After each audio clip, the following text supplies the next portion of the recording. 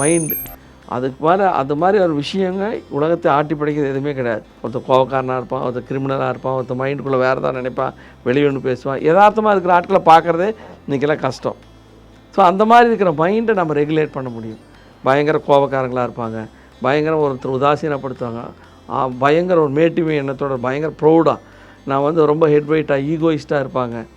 So இந்த மாதிரி ஆட்களை எல்லாத்தையுமே சரி பண்ண முடியுமானா சரி பண்ண முடியும்.